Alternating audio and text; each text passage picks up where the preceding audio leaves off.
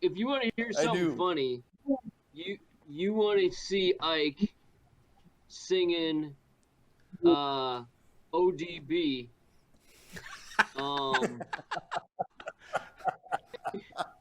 Baby, I got your money. I got your money. Baby, I got your worry. It knows every word to that song. And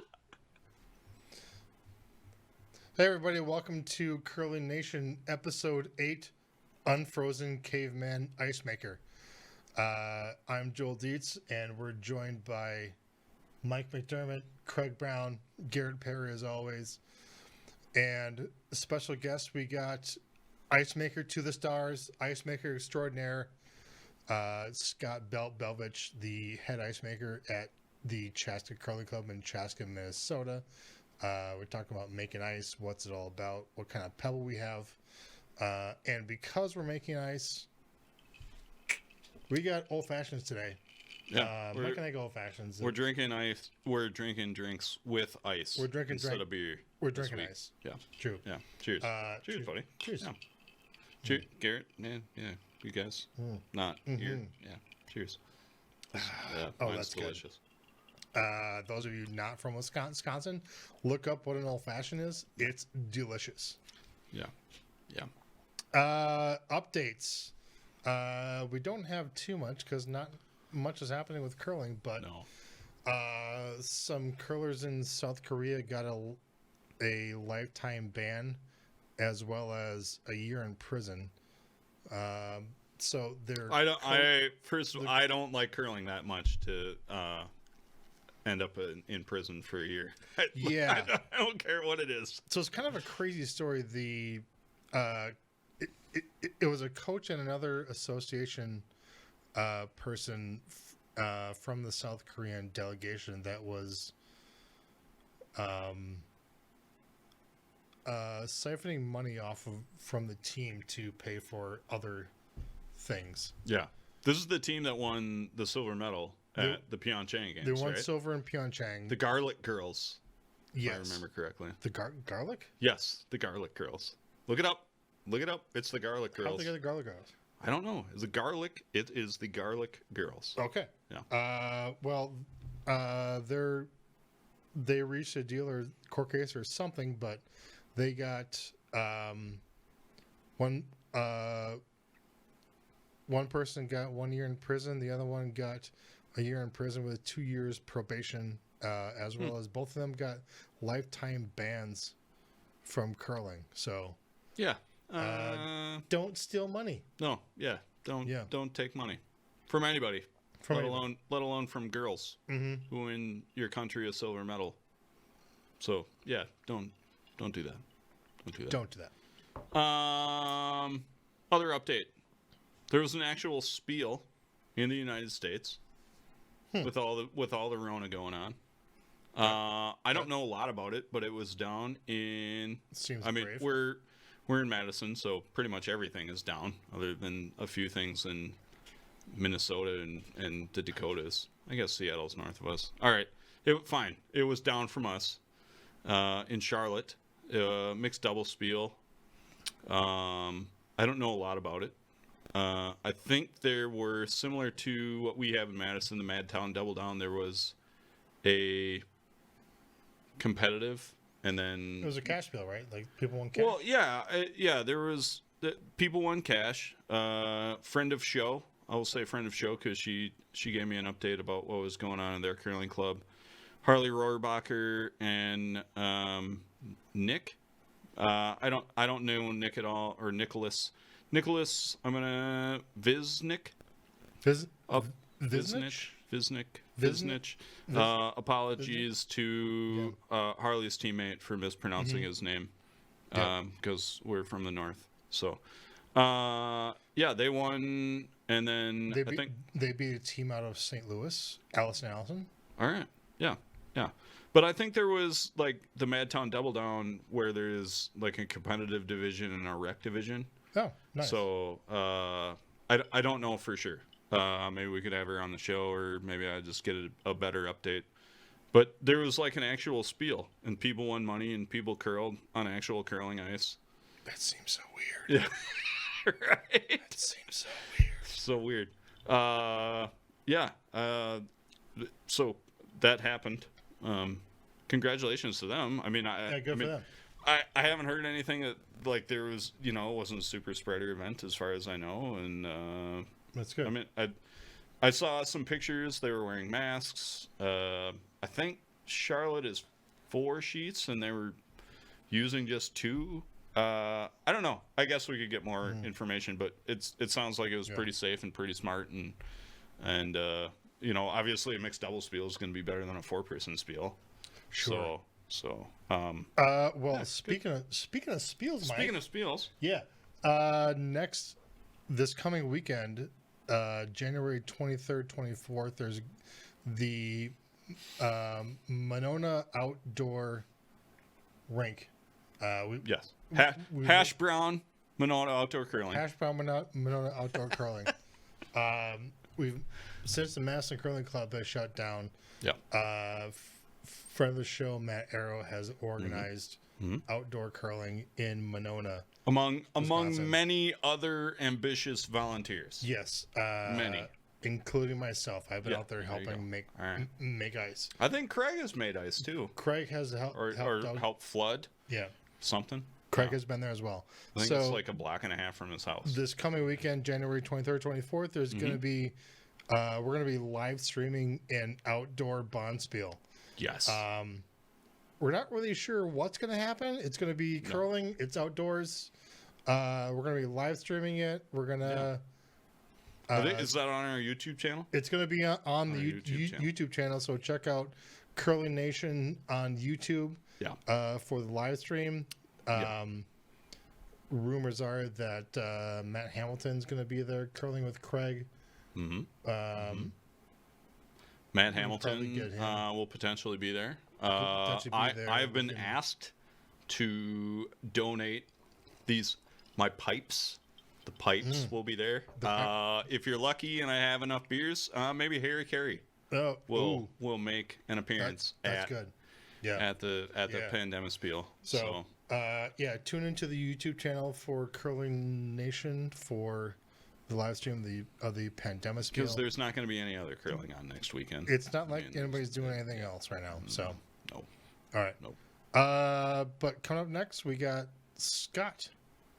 Welcome to Curling Nation this week, everybody. We're talking ice, and an Iceman cometh.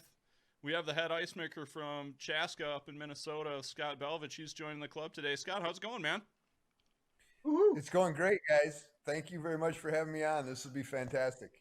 You bet. Oh, I forgot to mention, we normally drink beer on the show. We're having mixed drinks this week because we're talking about ice. And, Craig's having a beer, but I'm having beer. Yeah. So we got mixed drinks and ice because we thought that would be the right thing to do. Although we noticed that the Iceman Scott does not have an ice in it. No, he drinks liquor like a man without ice. It's very neat. Very neat. Yeah. He likes his drinks like he likes his ice. Clean. Although that bourbon I drink neat too. There you go. All right, perfect. Well, we have two people that drink bourbon the same way on the show. Scott, you know more about ice than I think all of us do combined, and then take that again, and it still probably is more than what we know about ice. We'll probably ask you some nerdy questions. I don't have any nerdy questions. Somebody asked Scott a question about ice because we got him here for good reason. How about we just get Scott's background? How'd you start into this? Yeah, that's a good one. How long you been making ice? I started pebbling probably in 2002. And I started working on the ice pretty consistently, probably about 2005 with Jim Dexter, as you guys probably remember. Jim Dex from St. Paul. Yeah. I worked there for 14 years, starting in the 2001-2002 season. So it's been about 20 years now that I've been in the curling business. And that's kind of how it got started. And then, as you guys know, the ice making kind of really evolved probably what do you think, Craig? 05, 08, somewhere in there. It seemed like it started to really, expectations at least started to rise, and more work was being asked to be put into it. So I kind of got a little more heavily involved just before 2010, and I managed St. Paul and made ice for a few years, and then that got to be a lot. So I just kind of went to the ice making side of things. And then in 2015, they built Chaska, and I interviewed for the job here, and in all honesty, was kind of using it for leverage in St. Paul. But because by then in St. Paul, you were the head guy. Yeah. Right? Yes, I was. Yeah, and had been for a few years, but then it was a good move for me. It was the right time to move down and make a change, and things have been great. I'm very happy with the change and with the decision. Cool. Go back to 05, 06, where you said it really changed. Like, what did Icemakers start to figure out that what they could do was manipulating rocks, or like what happened around that time? Well, I think it was a combination of a lot of things, really. There was good things happening everywhere in North America, but I think what really kind of happened, at least here in the upper Midwest and at a club level, was expectations rose. The shavers were being improved tremendously. Their longevity was much better. They got away from the corded machines, which some of you guys might remember or may not, which they were electric. You had to plug them in, and you had this 200-foot cord running around the ice. They went to direct. I'm sorry. I said that definitely seems safe. To have a cord. So and then curling, the Olympics really took off, obviously. So expectations rose, and clubs wanted to see their ice made better. So shaving became kind of something that even before the mid 2000s or before 05, 06, I mean, it became a necessity if you were going to have decent ice. Understanding, as you guys said earlier, kind of humidity and understanding air temperatures and humidity levels and dew points and things like that started to change. And with that, we kind of saw guys want to learn that stuff.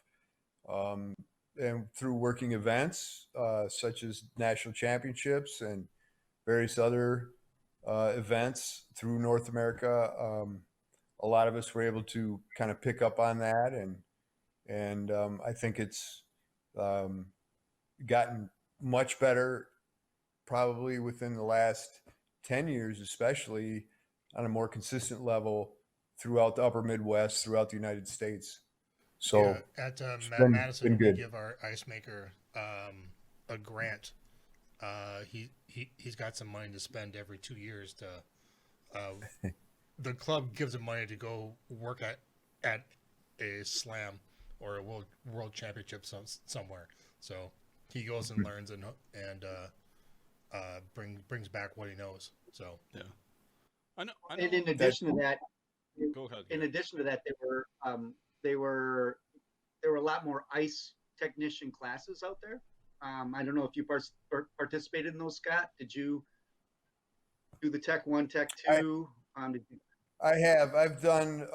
I did my level 1 in Duluth. I did my level 2 in Gimli, Manitoba, with the likes of Sean and Dave Stavatag and Quentin. We were all up there together, working with Hans Wolfrich and Greg Wasco, and those guys obviously went on to do events and things like that. So, but yeah, the classes were good. Hopefully they continue on here after COVID, and Yeah, you can learn a lot at events. Events are considerably different than making club ice every day. There's two totally different things, but the basis is there. When you're doing events, the basis is there for making club ice, but maintaining club ice for 6 to 8 weeks before you flood is completely different than a 10-day event. So that needs to be understood a little bit from being an event ice maker to a club ice maker. Yeah, I know, Scott, it may have predated you, but I know, or I kind of got the sense that for a long time in the ice making community, it was kind of like every ice maker had their secrets and they didn't share it. And then I think at some point there was kind of a revelation that, hey, if we start sharing information, then everybody's ice is going to be good, and that's good for our sport. I mean, is that also part of the revolution that you saw around 05, or was it more publicity and that was driving it, or is it both?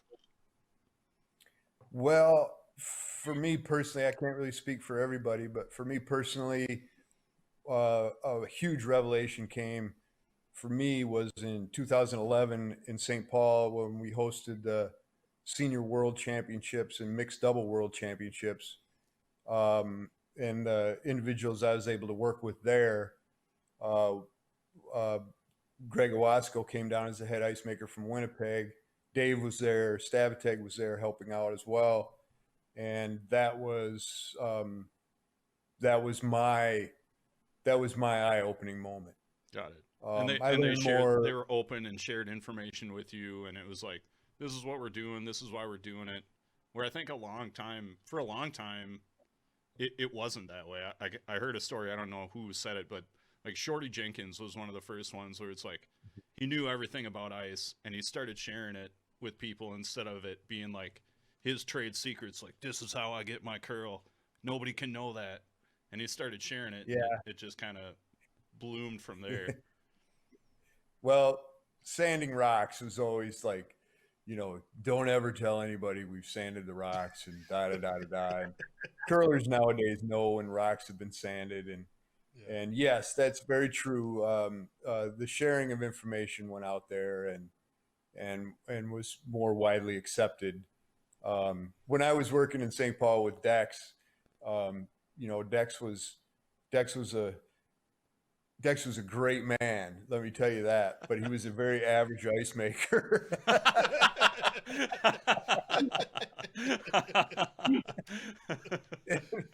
and I loved him to death. I mean, he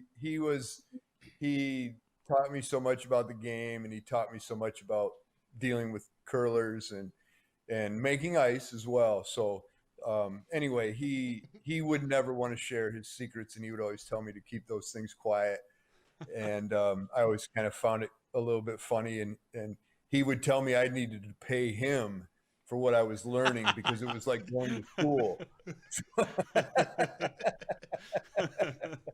awesome. So, yeah. Scott, one thing I noticed is maintenance of the ice has changed dramatically. Back in the day when I first started, we'd have 3 shifts, and there'd never be like a scrape and a pebble.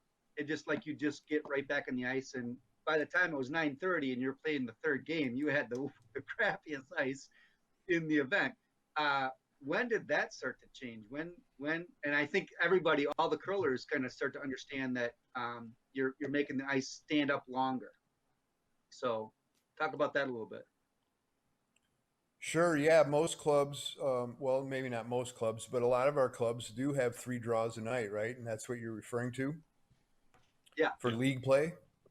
Yeah. Yeah. So, well, when we pebbled in St. Paul, like I said, I started pebbling probably in 01, 02 that season, and we pebbled, they scraped the ice somewhat, and then we would pebble the 2nd and 3rd draws.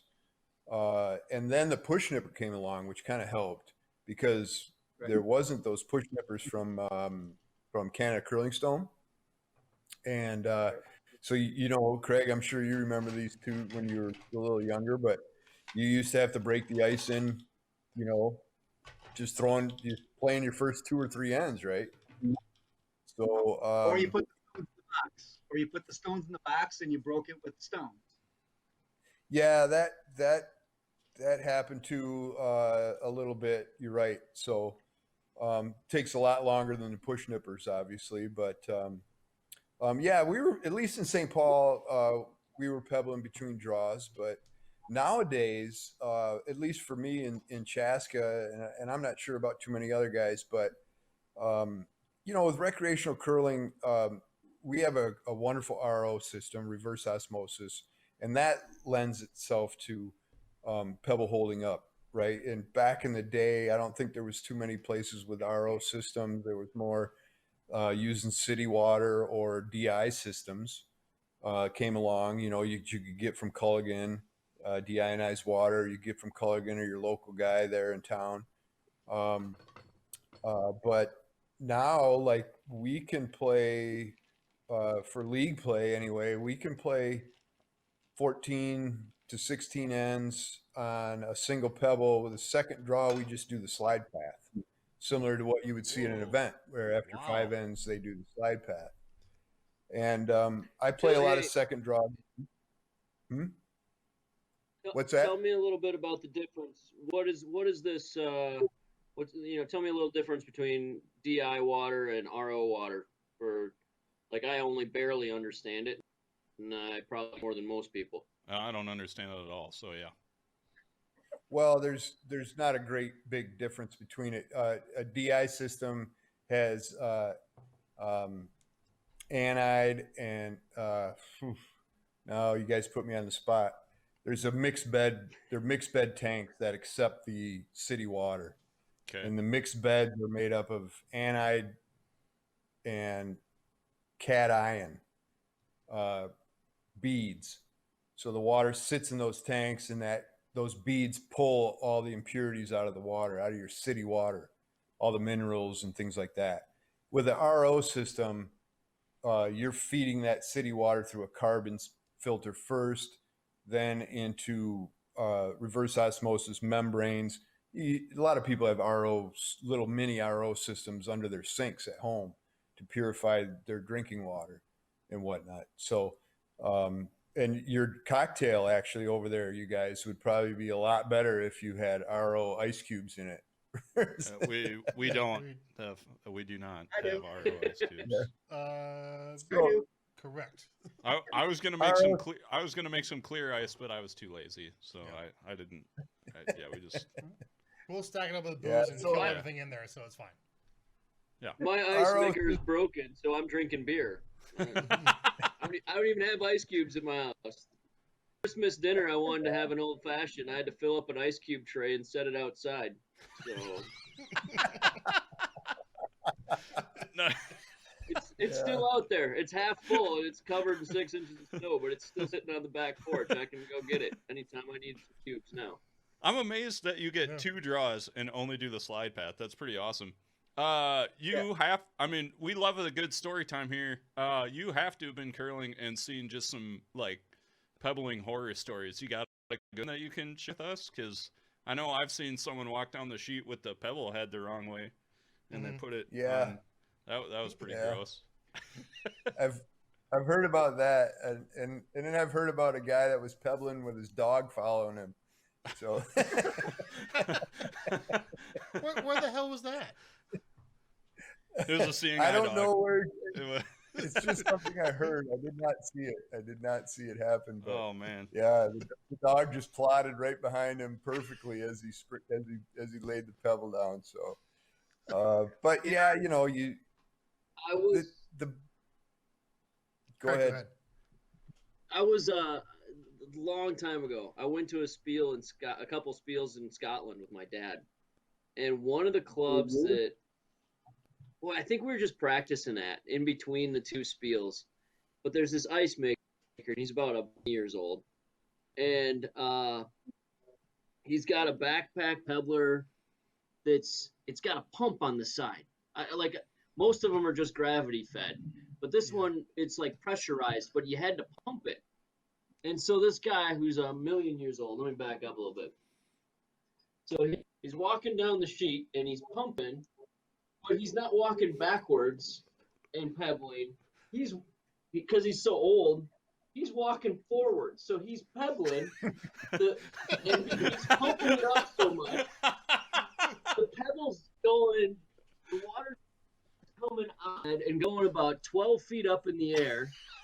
And then it's coming down, and he's shuffling his feet right through it because he's walking forward the whole time. And we sat there and watched him and got off and bought him a scotch and said, "Thanks for prepping the sheet for us." That was the end of it. But I'm glad I didn't play on that ice on a regular basis, I think.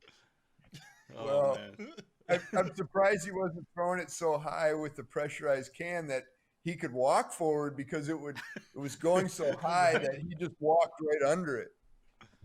And it landed behind him. Maybe he was. Maybe it was landing. No, he wasn't walking that fast. He must have been angled it out in front of him far enough or something. I don't know. I do remember playing in Bowling Green, Ohio, and it was the club was on campus, and it was controlled by the students at the arena there. So the students that worked the arena, or the arena employees, had to pebble the ice. Like, that was their job. They would not let curlers do it. So it was the same thing where they basically had a pressurized can, which was basically it was a they took like a weed sprayer. Okay. Yeah. And they just put it on the ground and pumped it and pumped it and pumped it and pumped it and pumped it. And they got going spraying, but it was, when they started, it was pumped up so high it would shoot straight up and hit the ceiling. So it would hit the ceiling, and then like during the game, it would drip down on the ice, and like the ice would change throughout the whole game, because you'd have delayed pebble. Yeah, you'd have bumps that, I don't know, stalactites, stalagmites, or something like that. They'd go throughout the whole sheet. You didn't know where they were. Yes. I remember from the field trip to Cave of the Mountains, mites might make it to the ceiling, and tights hang tight to the ceiling. Oh, yeah. Brilliant. Learn something new. Yeah. The fun science fact on the Curling Nation podcast, everybody. There you go, kids. You're going to learn something new every day. Science. I'll put that All right. in my back pocket. So, Craig's got a question. Since we're talking about, tell us, like, how do you decide what? I mean, I think this might have been Garrett's question from when we were chatting earlier, but I'm going to ask it because I felt like we were stalled out. How do you decide which size pebble or how heavy of a pebble you're putting on, after a scrape or before a game? Are you mixing it up? What are you doing? Well, the first thing you better know is how wide your running bands are on your rocks before you do any pebbling, really, which obviously that running band doesn't change for a long time.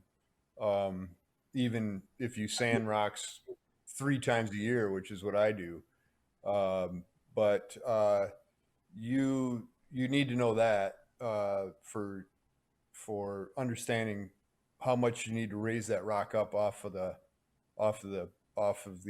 pad of ice. That running band is the stone at the bottom of the stone, right? That's running band, right? Yeah. Yeah, the running band typically is about well, when you get new stones, they're about 5.7. Like K's rocks, for instance, should be about 5.7 millimeters. When they get out to about 6 millimeters, they're like prime condition, really great speed on them, but they polish up quickly, right? Because there's a wider surface there on that running band, and they will polish up quicker. And when they polish up quicker, obviously they quit curling. They'll curl less, I should say. They don't quit curling, but they'll what do you mean? curl less. I'm not familiar with that term. Polish up quicker. What do you mean? Well, your rocks are going up and down really hard ice all day long, every day. The running surface will polish because of that, right? It's just like anything else. Yeah. Yeah. So what do you have to do to make them curl? It'll wear down smoother, right, on the rock. Correct. That's what I mean by polish. Yeah. Got it. Okay. Right. So geeky, but understand because you don't have de-ice, chemicals and minerals will collect in those voids in the running band as well. Yeah, the minerals will get in there eventually. That's correct. Yep. And then overnight they're sitting there on the ice as well, collecting that stuff. But Pebble. So for me anyway, I have new rocks, 5-year-old rocks. To answer Craig's question, for me in my arena, when I shave the ice, I shave it down to the pad. I even shave the pad to make sure it's level, at least every other day. And then, if not every day during the very busy times, because you're putting so much pebble down. But for me, it's a 6475 base, at about 70 degrees. And the top is a 6473, which is a little heavier than that's a step above what you would see like probably Sean doing an event. But that pebble for me has to hold up for basically 2 draws, whereas in events you're just shaving that off each and every time. One game gets played on it and it's gone.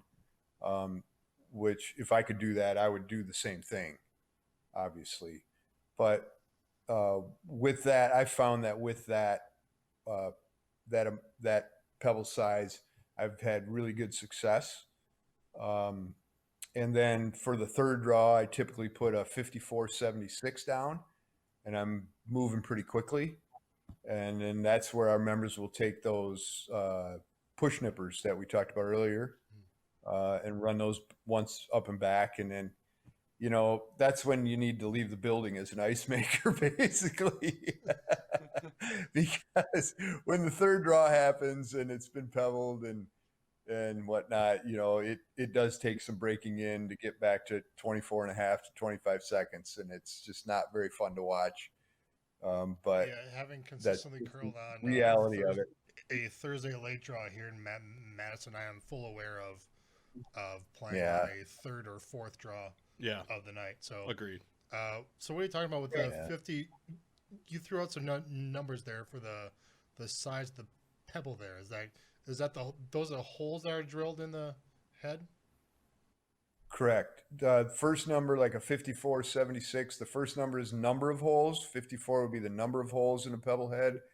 The next number is the diameter of the hole in the pebble head, which relates to a welding tip, actually.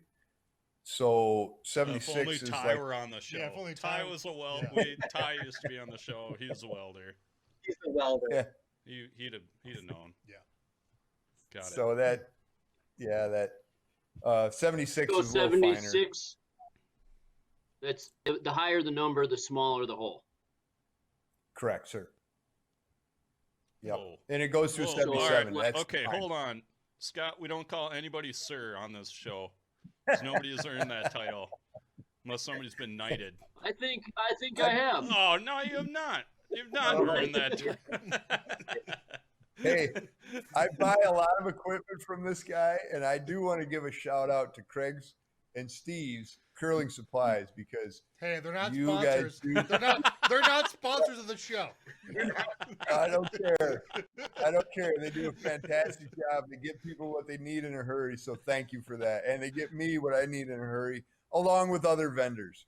But you guys do a great job, so thank you. Scott, Man, you get shit before you get off the phone sometimes. Are you always using a consistent pebble, so it's always the same diameter and it's always the same? I talked to our ice maker in Madison, and they'll use like a varied, where it'll be a multiple aperture size or different holes. It might have a 54 and 76, but is it always the same amount of holes and the same amount of size? For the most part, it is.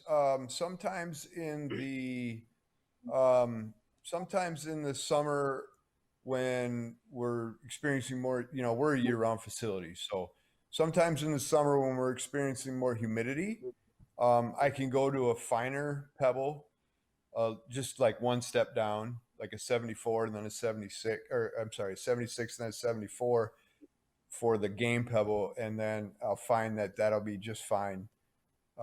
Because in the wintertime, like our dew point sometimes in the arena can reach 12, 15 degrees. And actually your pebble will, if you're throwing it and you're throwing it well enough and high enough, it will evaporate a little bit before it even hits the ice. So it's kind of fun. Like actually through COVID, it's been really kind of interesting for me. We were able to stay open for the HP athletes to train because we're a national training center.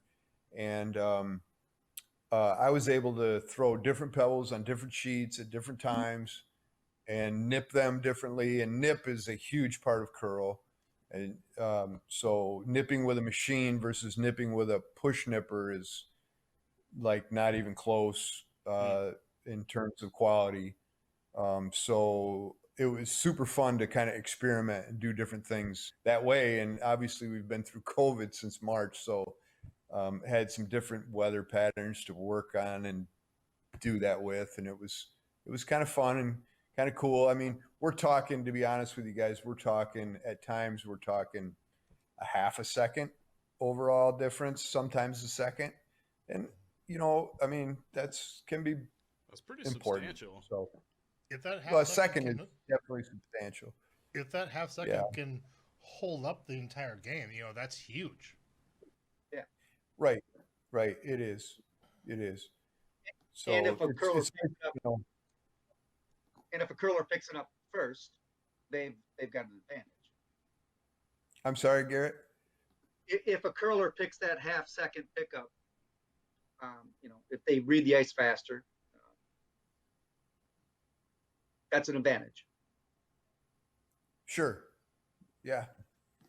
I don't really care about the curlers. I just care about my ice. Absolutely. Yeah. Now we're talking to an ice maker. I wasn't sure who we had on here. So, all right, I got a question. Historically, a lot of ice makers have been kind of a bunch of surly bastards. But I feel like that's changing a bit as well. And yourself, you might be leading the way as far as not being surly. I have seen you surly before, say, but like you're a pretty personable, friendly guy. Now, is it because to do this type of job you have to like be glutton for punishment a little bit, and that's why most ice makers are a little surly, or is it just a coincidence? Well, you're the only person that's going to make you happy, right? I mean, I'm blessed to do what I do, man. I'm blessed. I mean, I started working in curling in 01, 02, and I didn't know what the hell I was doing. And, but I can remember back then, within 3 or 4 months of working in St. Paul, people coming in the door every single night, smiling and laughing and so happy to be there. And I sat there and I would listen to them from the office and help them, blah, blah, blah, all that. But I was like, wow, man, this is a really cool environment to be in. And I had curled for like 3 or 4 years prior to that, but that was probably the first thing and one of the main things that kept me going in the sport. Because when I first started working in curling, I was making like $14 an hour, and working 80 to 9, well, working 90 hours to 100 hours of pay period, because that's a busy old club, as you guys know, in St. Paul. But anyway, I don't know. I mean, we choose to do what we do. I love what I do. I find it as a it's zen to me, man. I mean, I get out on that ice and it's the best part of my day. And working with my crew and um I I love it. I absolutely love it. Now you do get in, you have everybody has shitty days, but you know, uh you have to listen to people. If people are going to complain to you and make you upset and then angry, that doesn't make sense to me. Work harder. Listen to those that you can trust and go forward and experiment. Don't be afraid to make mistakes, man. You got to go out there and do certain things at certain times when you have that time and uh and learn learn from your mistakes. It takes time, but if you're grumpy ice maker, which I claim to be sometimes too, but I don't know, man. It's a great, and I'm fortunate. I mean, those of us that are doing it and making a living at it, we're very, very fortunate.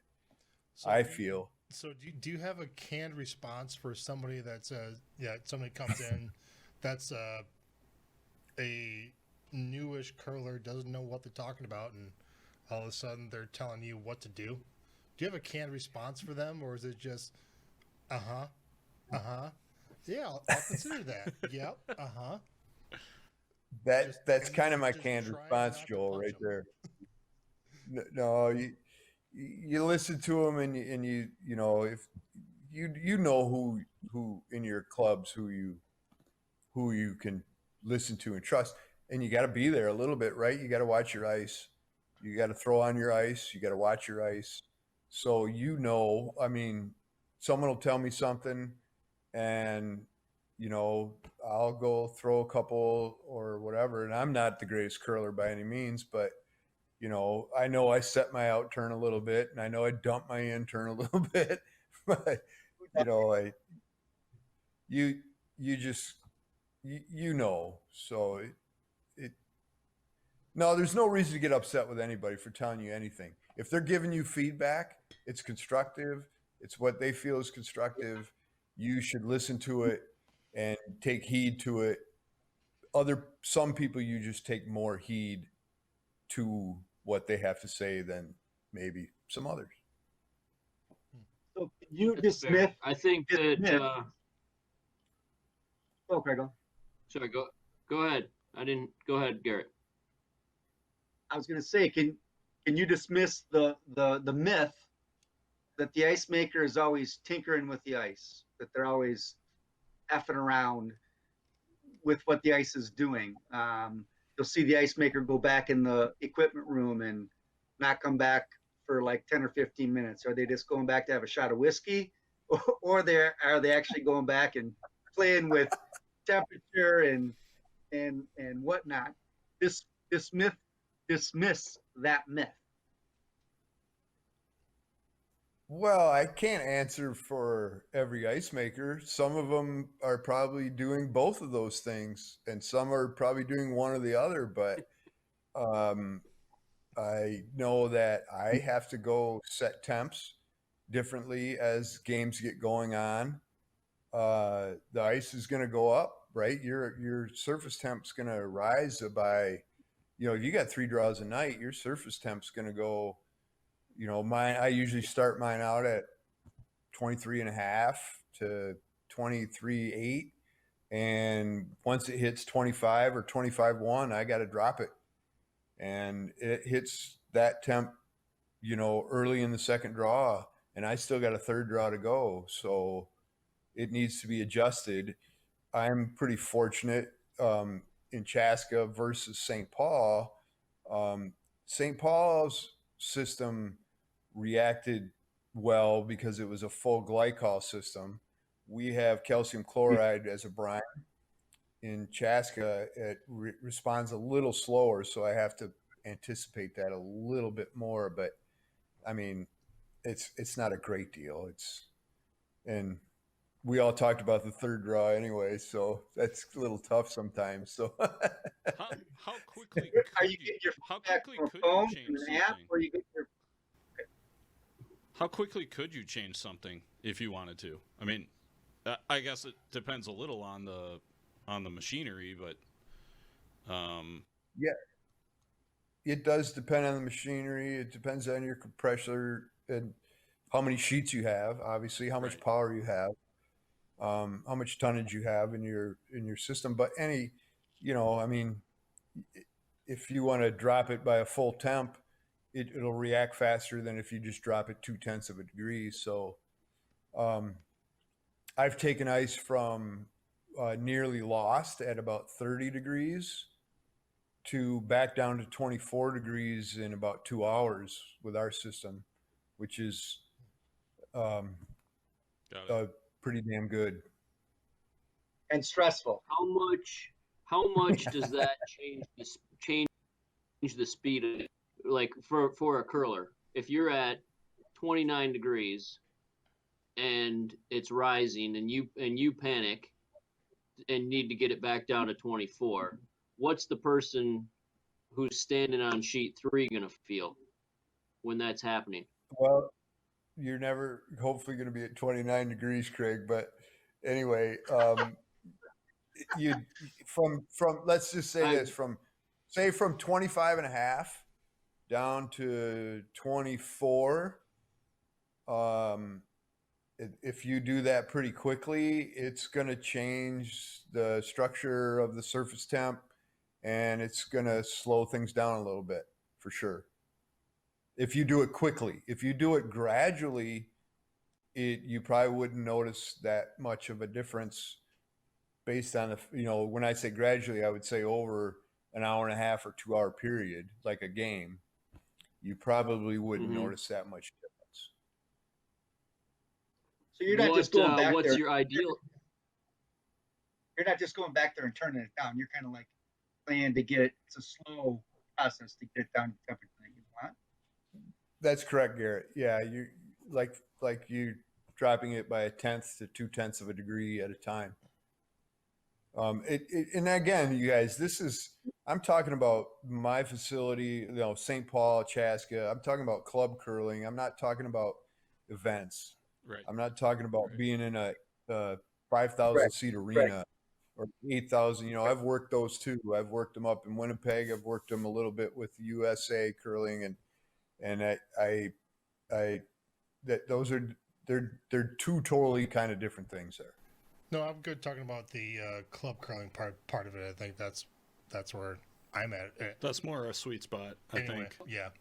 Next, I think we're gonna have to get them back. We're gonna have to get them back next time and ask more questions. We'll but get them back. I'm gonna keep going on the club part for now. Yeah, the next time there's a nationals at an arena, we'll get you back and you can tell us about the witchcraft they're doing there. Yeah. So what's your ideal temp, or does that vary from club to club as well? It varies from club to club for sure. But my ideal temp in Chaska is 24/7, baby. 24/7. 24/7. That's your ice temp, right? That's the surface temp. If it's at 24/7, and it's raised from like 24 and it's gone to 24/7 before anybody's got on the ice, I'll promise you 25 and a half to 26 seconds. Whoa. And what's your air temp? Yeah. That's for me to know and you to find out, dude. Mind your business, Joel. And then in addition to that, it's 42.5. I can tell you. I've been to Chaska. It's 42.5, and when it gets a little warmer, it's 45.6. right. I'm pretty close. But I don't know what it is for sure, but I'm pretty damn close on that. But Scott, you're also dealing with humidity too, right? You're also dealing with like outside stuff going on, humidity. It might get like a spring event, and you got a lot of moisture outside. You're still playing around with ice temp, humidity at the same time, right? Yeah, dew points more than anything when that happens. Yeah. Yep. Dew points. Just dropping dew points and making sure you're keeping frost off the ice as best you can. And, you know, I'm in a good facility. I mean, I appreciate that. St. Paul is a very difficult place to make good, consistent ice a lot, like all the time. Just because it's an old 110-year-old barn and with a really poor ceiling in it. The Alumisorb that's been there for way too long and they need to replace it. I love that place to death. I don't mean to speak negatively about it, but it's a very, very difficult place. It's got a low ceiling. It's got heaters blowing all over the ice that you can't control very well. It's got a big dehumidification sock that's right in the middle of the sheets, blowing down on the sheets. It sublimates everywhere all the time. It's an extraordinarily difficult place to make ice. Chaska is obviously more state of the art. It is definitely easier to control the ice, but you still got to know what your arena is doing. You still got to know where your nuances are. There's a lot of things you still have to understand. So, you know, it's hard work. It is. It's hard work making ice, guys. It's certainly hard work that I don't want to do. So I do my best not to say anything to Jeff about the ice because, you know, sometimes it's good, sometimes it's not. But like, thanks, Jeff. Like, thanks. I can guarantee I'm just not smart enough. I mean, I can barely count to 76, and he's talking about 54s and 70. Like, I just can't count that high. So. You're being too nice.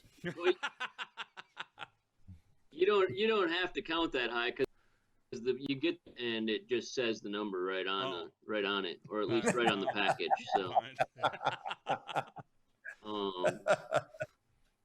but so I can appreciate that St. Paul is a tough place to make ice because it's an old building, and you know, I have been there when it has been horrible.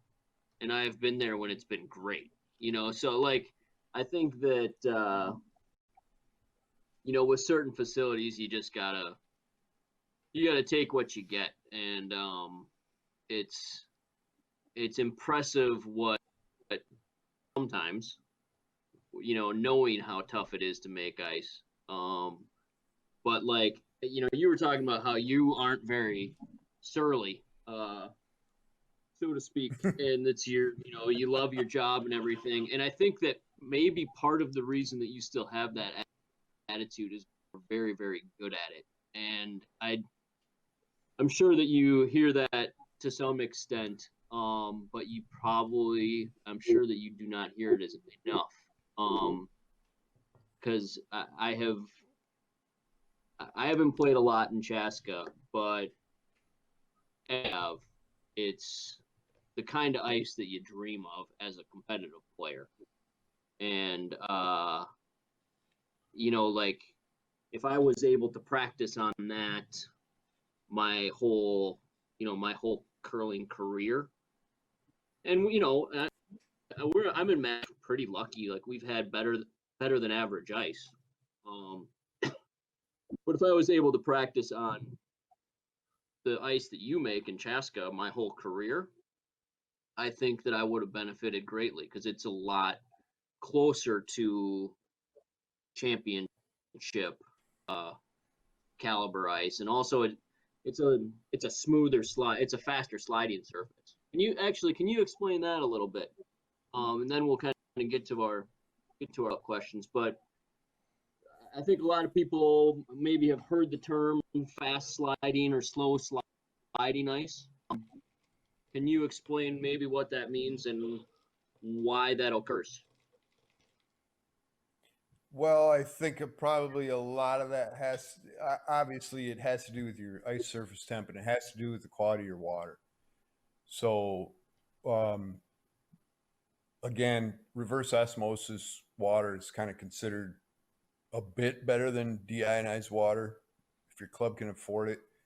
it pays for itself in the long run. I'd say put it in. They're probably nowadays close to, for like a double or a Mach 2s type of system with 2 membranes versus 1 membrane that's you're filtering water through.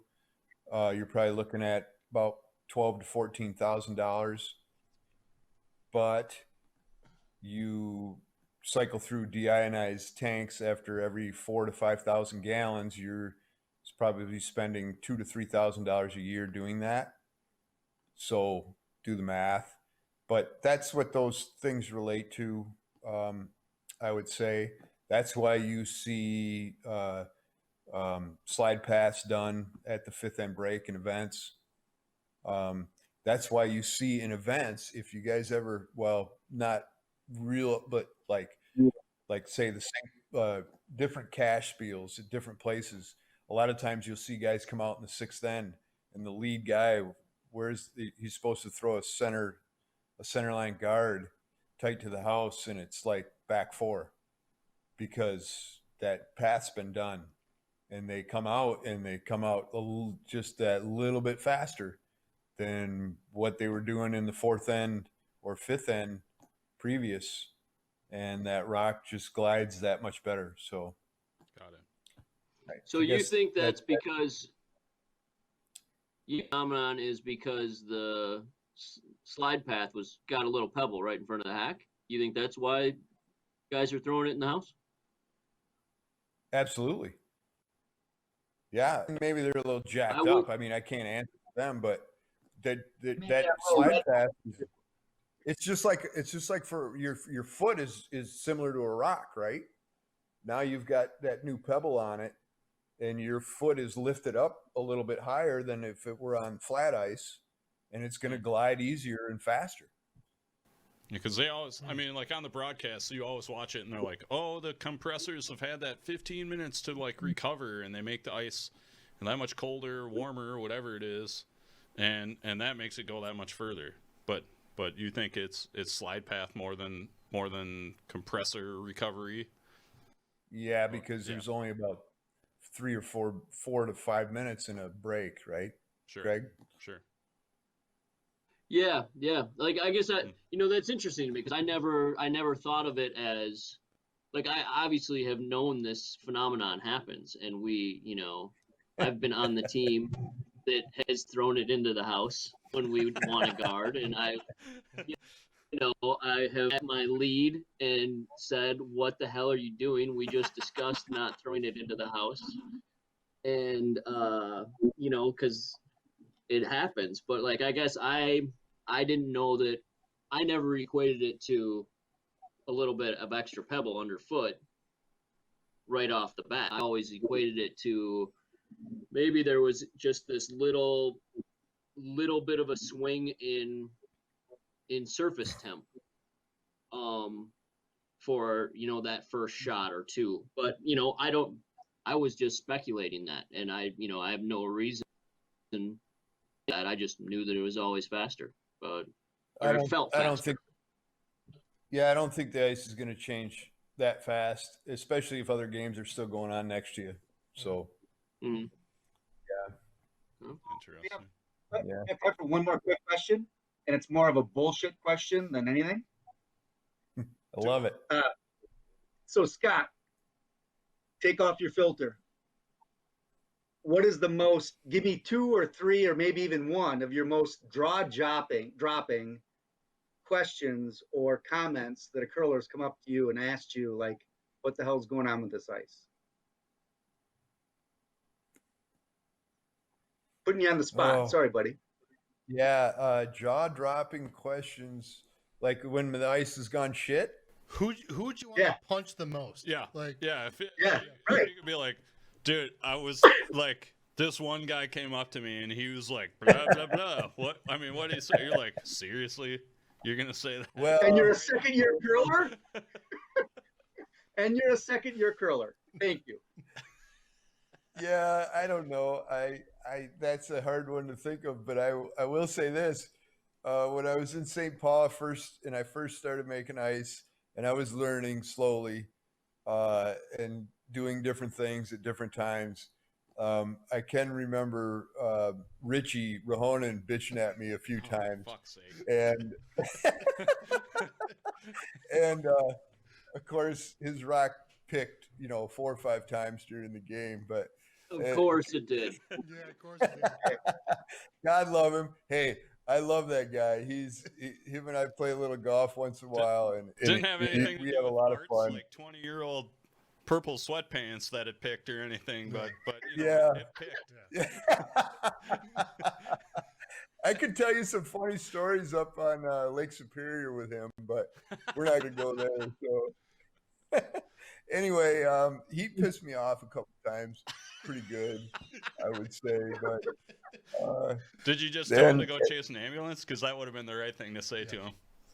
Yeah, well, I will tell you this: the thing that pisses me off more than anything is, and not so much in Chaska, actually not at all in Chaska, because we were fortunately able to reach the curlers when they were getting started.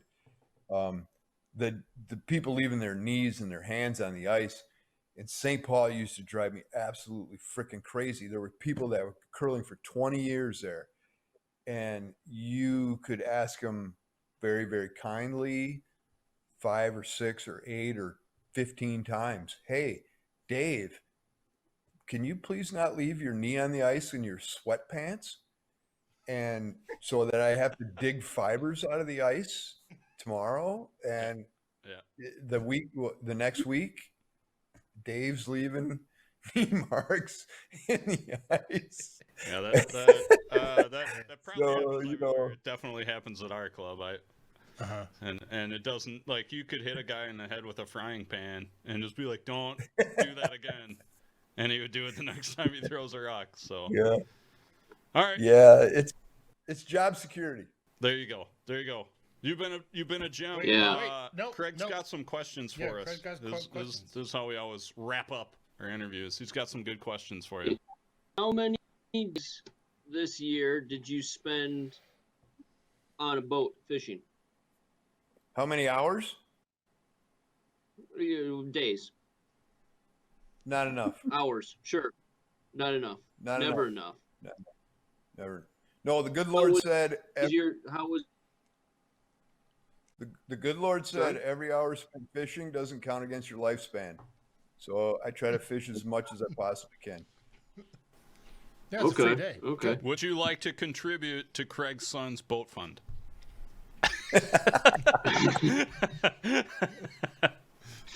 Only if it's a really fishing. have that anymore. He doesn't even have that. Yeah, anymore? no. Ah. Well, Tell like Martin I'm when he was about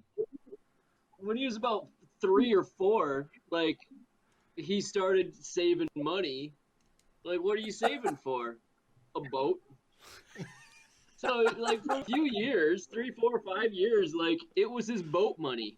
But he hasn't talked about buying a boat for quite a while. So, but he loves fishing. Like he's still into fishing, and he wants to try trout fishing. Like I think he wants to try fly fishing, which is, I don't know, that's a little advanced for me. But good luck. My niece just got into ice fishing. She's 15, 14? Don't look at me. I don't know how old your niece is. 14, I think. Yeah. So good for her. I didn't know people actually caught fish when they went ice fishing. I thought you just drank beer. No. And drilled holes into the ice. But I was just out on Devils Lake, and we caught our limit of rainbow and brown trout. We had 4 guys in the ice, and we caught 12 trout. It's a Christmas miracle. No, it was tasty. Very good. Spectacular. Scott, what's your fish of choice if you're going to go out fish? It depends where I'm fishing, but of course, like it's always enjoyable fishing walleyes. But actually, I really enjoy crappie fishing, and I'm a northern fan. I love catching big northerns, and I love cleaning them up. They're delicious to eat. So anything in the pike family and crappies are fun for me.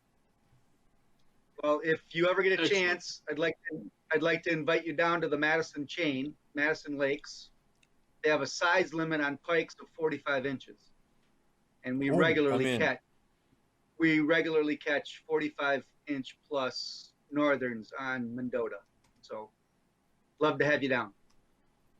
Thank you, Garrett. My sister lives in Madison, and my nephew Will Erickson curls in Madison. So you guys have probably had to kick him out of the club before.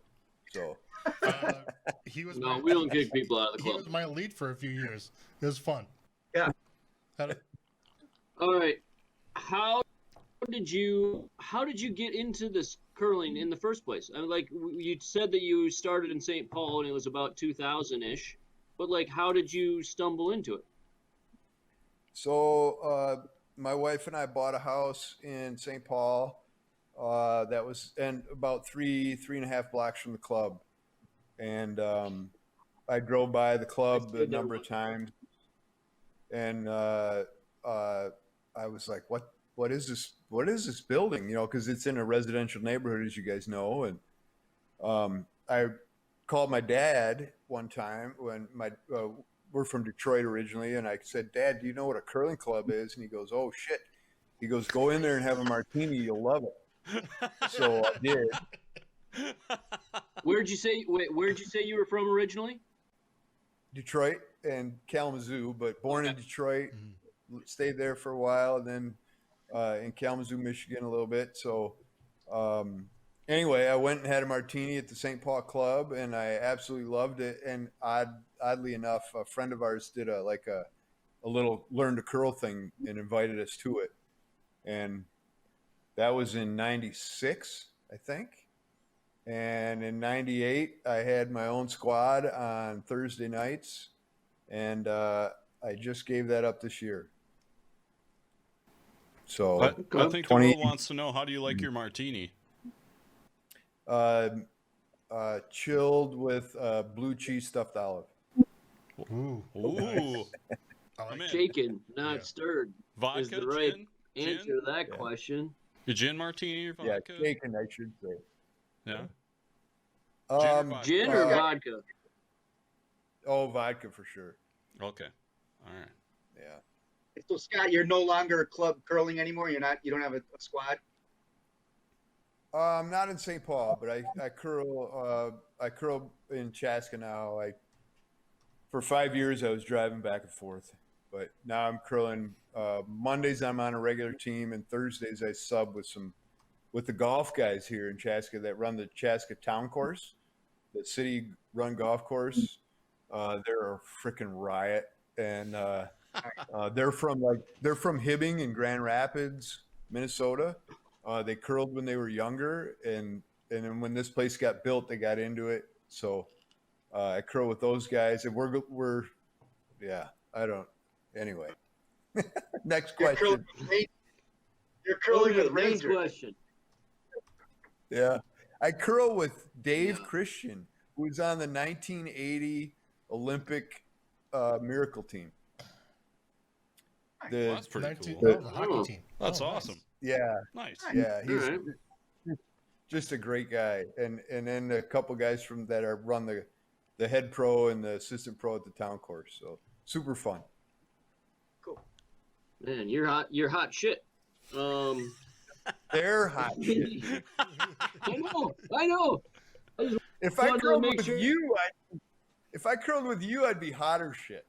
I don't know about that anymore. I curl with Craig, and I'm not hot shit. Steamier shit for sure. Like steamier. Yeah. All right. What is besides any club that you've ever considered, what's your favorite club in the whole? Hibbing. Hibbing. All right. What's your favorite bonspiel? Well, either the Last Chance or the St. Paul Summer Spiel. Oh, St. Paul Summer. The St. Paul Summer Spiel, is that what you said? Yeah, good answer. Yeah, good answer. Those were probably my two funnest. But damn it, guys, that's a shitty question because, I mean, anytime you're out spieling, you're having a good time, right? You should be. Mm-hmm. Yeah. I mean, you're doing it wrong if you're not having a good time. Yeah. Yeah. That's part of the reason why I ask it. I like to mess with people. Yeah. Like we're So speed if you've got, yeah. Hey, All right. can I ask Last a question? question I got for you. Yes, you may. Well, Yes. yes, Go ahead. you can ask a question. Are those brandy Manhattans or brandy old fashions or whiskey old fashions? I'm doing a whiskey. Actually, I've got a rye right now Yeah. with the rye we got that Mike brought here. I've been doing some whiskey ones with some Seagrams, but we got some brandy here. We have all the alcohols today. And we got some, mine's some bourbon over here too. I got some bourbon too, but I did as well. I got a rye right now. When in Wisconsin, there's only one old fashioned that you should go to, and that's called a brandy. That's right. Yes. Okay. That's right. That's what I was giving Joel an excuse because he's not from here originally, so I was gonna let that pass. But when you said you were drinking not brandy old fashioned, I wanted to reach through the screen and slap. Well, you owe me one then. The next time, you owe me a slap. Well, Craig, your store is only gladly. You're only two minutes away, so front door's open. If you want to stop by. Yeah, I'll put on my mask and come in here and punch some people. Yeah. So I'll put some hand sanitizer on the front door. You can lube up before you come in. It's a good plan. All right, get to the last question. Things are coming together. Yeah. Get to the last one. All right, last question. You're going to. I don't like where this is going. You're going to a bond spiel. It can be any level bond spiel, of whatever. Who are your teammates? And you probably, all the other people that we've asked this question so far have been taking at least a 5-man team, so they can have, drinkers and sitter-outers and stuff like that. Bartender. And also they can be living or deceased. Doesn't matter who. Yeah, whoever you want. At any point in their career. Any point. Yeah, Any whatever. point. Yep. Yeah, whatever. You can be like. I want 1986 Glenn Howard. Yeah. With the mustache. Yes. Yeah, I can only pick one. So I would say I want to be on any team that won the gold medal in the Olympics. How's that? No, we're saying you get to pick. You're putting a team together. It's Scott and up to at least 3, if not 4 or 5 other guys or girls. Well, you're going to a bond spiel. You're going to a bond spiel. What bond spiel? And you get to Or it doesn't what matter. teammates? You could be going to St. Paul Summer. Who's going? It's Scott and who? Well, I like to curl with people I haven't curled with before. I do enjoy obviously curling with some of the same guys that I have curled with before. Like there's a few traditions that you do, but I would say my thing that I would truly like to do sometime would be to curl in the Stevens Point new club, us 5. I'm in. Oh, bullshit. No, we're in. We're doing it. It sounds like fun, and I would do it, and the club looks beautiful. I saw pictures of it. But I call bullshit to pick us as your team. Like, there's got to be somebody. Like, you just met Garret and Mike, like, officially. Like, and I'm not that good. You don't want to curl with President Obama or Ernie Richardson or Sam Kinison? Al Hackner or no, not really. Like, I mean, not really.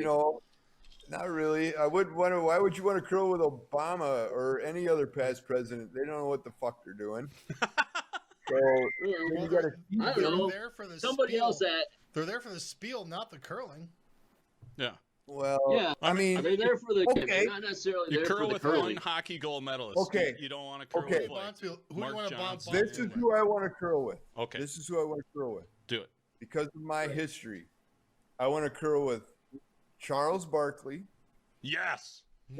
Kevin McHale, and Larry Bird. Those 3 guys are who I want to curl with. And I want to curl with them. Hold on. You got to take. You cut out. Who was the last one?